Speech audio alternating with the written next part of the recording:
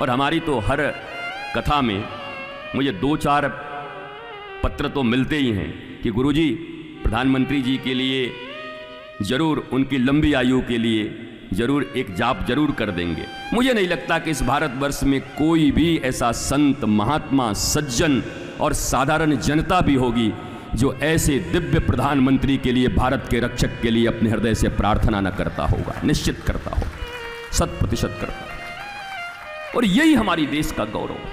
लोग कहते हैं धर्मपीठ को राजनीति से दूर रखो, तो क्या अधर्म घुसाओगे राजनीति में? कंस की राजनीति करोगे, रावण की राजनीति करोगे? वही राजा अगर सच्चरित्र है, राजा अगर देश का रक्षक है, प्रजापालक है, सुंदर नियमों और नीतियों को बनाने वाला और पालन कराने वाला है, तो व्यासपीठ पर बैठ करके आप इतने कमजोर हैं कि समर्थन तक नहीं कर सकते। इतनी कमजोरी आपके भीतर है, ऐसी कमजोरी किस लिए?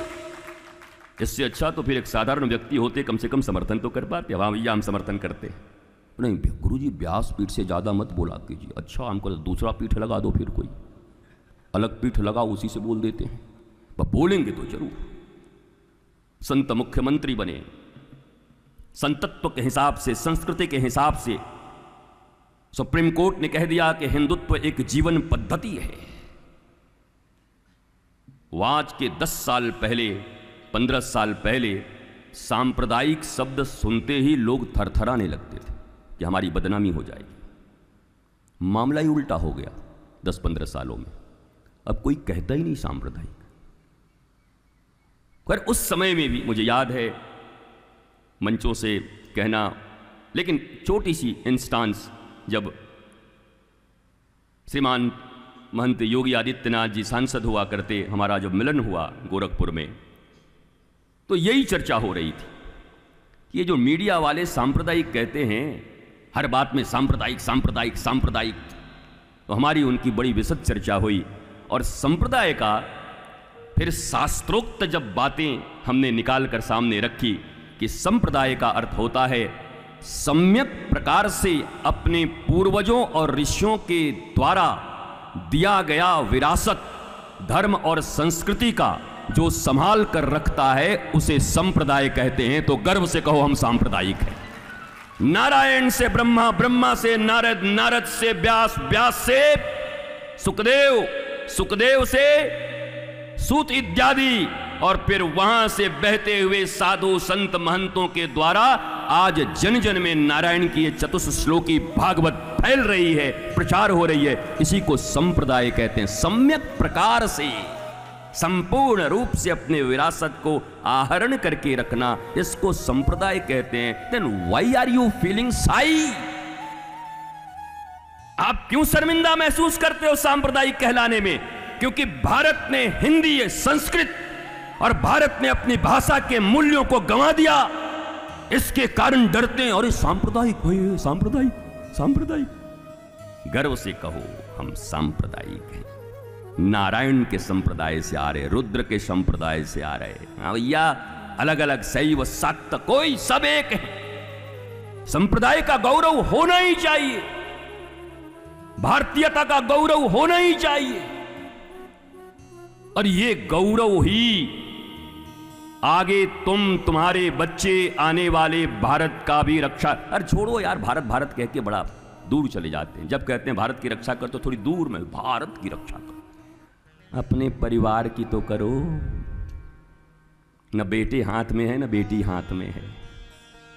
पति बाएं जा रहा है, बेटा इधर जा रहा है, बेटी इधर जा रही है, और जेठ जेठानी, देवर देवरानी तो नाच नचाए हुए हैं। तुमको टूट गया ना। समाज में एक एक ईंट लगी थी। और याद रखो, पूरी सोसाइटी का यूनिट अगर है तो परिवार है। एक एक परिवार इस पूरे समाज के, संस्कृति के, धर्म के यूनिट हैं। एक एक ईंट टूटी। मुझे तो लगता है लक्ष्मी नारायण जी के आने वाले समय में पति पत्नी भी साथ में अगर रहेंगे तो लोग कहेंगे हमारी ज्वाइंट फैमिली है। क्यों? अरे पत्नी भी कहती है हम अपना कैरियर छोड़ दें तुम्हारे लिए, हमको वहां भोपाल में मिला है, वहां जा रहे, तुम अपना इधर देखो चुपचाप। तो अगर वो भी साथ रह लें तो इसकी घोषणा होगी कि हमारी फैमिली ज्वाइंट फैमिली है, पति पत्नी साथ रहते।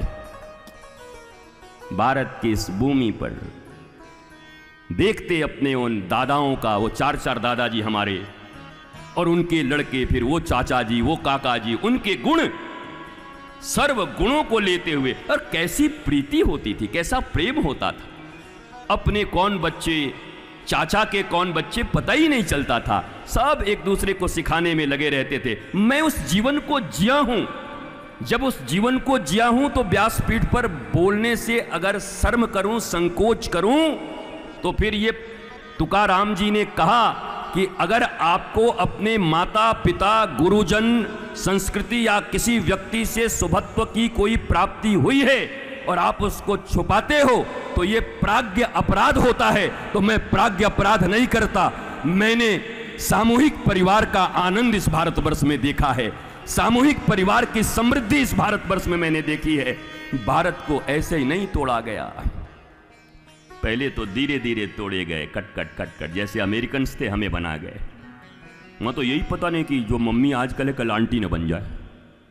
आज जिसको मम्मी कह रहा है कल वो डिवोर्स देके चली बच्चा छोड़ के इसके पास, बाद में जब वो दोबारा आती है, वो हमारा अमेरिका में है एक मित्र, वही कहता है, तो जब बच्चे आते हैं तो बच्ची मम्मी बोले तो no no no no it's not good, she is your aunty. वो कल तक मम्मी बोलता था, आज आंटी बोलना उसको, बताओ। तो यहां तो यही नहीं पता। हमारे इस संस्कृति में जहां हम चाचा चाची काका काकी तो बोलते ही नहीं थे, बड़ी मां, बीच वाली मां, हमारी छोटी मां, इस प्रकार की चर्चा हमारे यहां थी। मातृत्व, भगवान राम क्या कभी कैकेयी को काकी बोलने गए होंगे?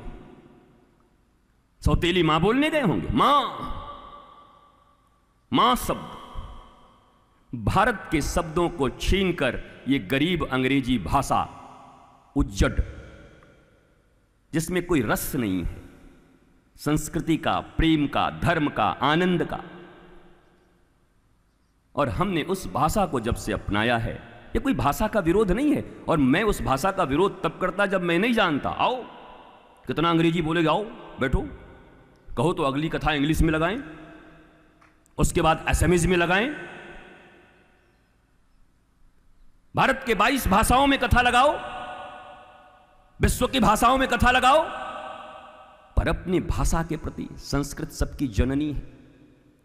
कंप्यूटर का जब आविष्कार हुआ तो कंप्यूटर ने सबसे सहजता से अगर किसी लैंग्वेज को स्वीकार किया तो संस्कृत थी, इंग्लिश नहीं, संस्कृत थी, उसे स्वीकार किया।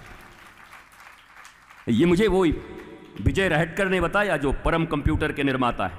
जब मैं MIT पुणे में था और अमेरिका ने सुपर कंप्यूटर देने से मना कर दिया था भारत को, तो हमारे देश के विजय रहटकर, जो उनके साथ हमारा कार्यक्रम था पूना में अभी, और उन्होंने परम कंप्यूटर का निर्माण किया। उन्होंने कहा कि गुरुदेव आप तो ये जानते हैं, मैं जानता हूं, और एकदम बुजुर्ग हैं। 10 मिनट जब हमारी भी वाणी हुई, स्पीच हुआ, तो उतने बूढ़े आदमी खड़ा होकर के कह रहे हैं कि परम कंप्यूटर को बनाकर मुझे उतनी परम शांति नहीं मिली थी जो आज वृंदावन से आए इन महात्मा को सुन करके मुझे परम शांति मिली। वो उनके सब में है। आध्यात्म की ऊंचाई, आध्यात्म की गरिमा, आध्यात्म की महिमा कितनी बड़ी है, पता नहीं कहां चूक रहा है हमारा समाज, हमारा देश, कहां हम सब चूक रहे हैं। क्यों इतनी जिद है मैया? ठीक है, मजबूरी है कि एकेडमिक क्वालिफिकेशन हमको लेना ही है, अगर भारतवर्ष में रहना है, नौकरी चाहिए, हमें सब कुछ करना, तो पढ़ना वही है भी। यद्यपि प्रधानमंत्री जी ने बहुत बड़े प्रयास किए हैं, शिक्षा की नीति में आमूल चूल परिवर्तन हो रहा है, नई शिक्षा नीति भी आ जाएगी और बेस ही बदलना पड़ेगा।